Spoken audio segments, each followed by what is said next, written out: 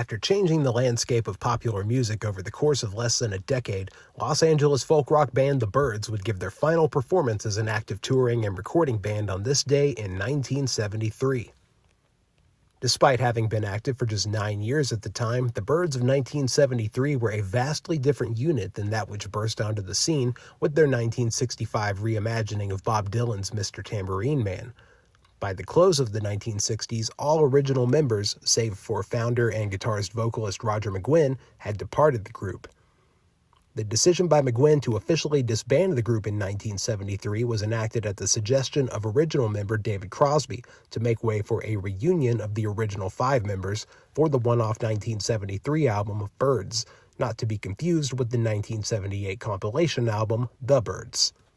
The beloved original lineup of Roger McGuinn, Chris Hillman, Gene Clark, Michael Clark, and David Crosby became heavily associated with the introduction of the chiming sound of the Rickenbacker 12-string guitar in popular music, inspiring contemporary acts such as the Beatles in the process.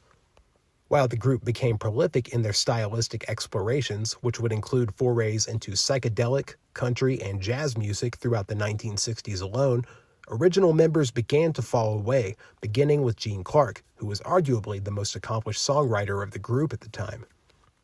Drummer Michael Clark and guitarist-vocalist David Crosby soon followed, with the latter falling in with the Buffalo Springfield camp and going on to co-found the hugely successful Crosby, Stills and Nash, and Sometimes Young. McGuinn and Hillman would work with a rotating cast of musicians for subsequent projects, including Graham Parsons for the sea-changing Sweetheart of the Rodeo in 1968. Hillman would eventually depart the group as well, going on to form the impressive, albeit short-lived, Manassas with Stephen Stills. McGuinn would recruit Gene Parsons, Clarence White, and Skip Batton for the final official iteration of the Byrds, which would lean further into the country music direction taken by the band in the latter half of its initial run of activity. It would be this personnel lineup which would be featured as part of the band's albums Bird Maniacs, Untitled, and Farther Along. 1972 saw the reunification of the original Byrds ensemble for the recording of the impressive but uneven Byrds. Upon the album's completion, McGuinn officially disbanded the Columbia Records lineup of the group, in part due to David Crosby's insistence that there were only ever 5 Byrds, and that subsequent iterations of the group were a fraudulent imitation of the original band. The Byrds would reunite in various capacities over the ensuing decades, including a final reunion of all 5 original members for the band's Rock and Roll Hall of Fame induction ceremony in early 1991.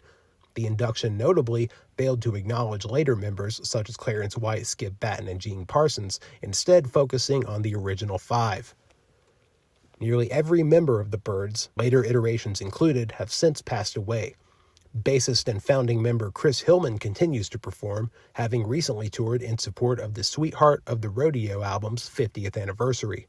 John York, who joined the Byrds as Hillman's replacement and remained for roughly a year, would maintain an active musical career following his short time with the band as well. Founding member and group leader Roger McGuinn continues to actively tour and perform the material of the iconic band, who covered a remarkable amount of stylistic ground during their initial run, despite being associated primarily today with their pioneering of the jangle pop subgenre. Get more on the latest in music and culture at digitalwaxmedia.com.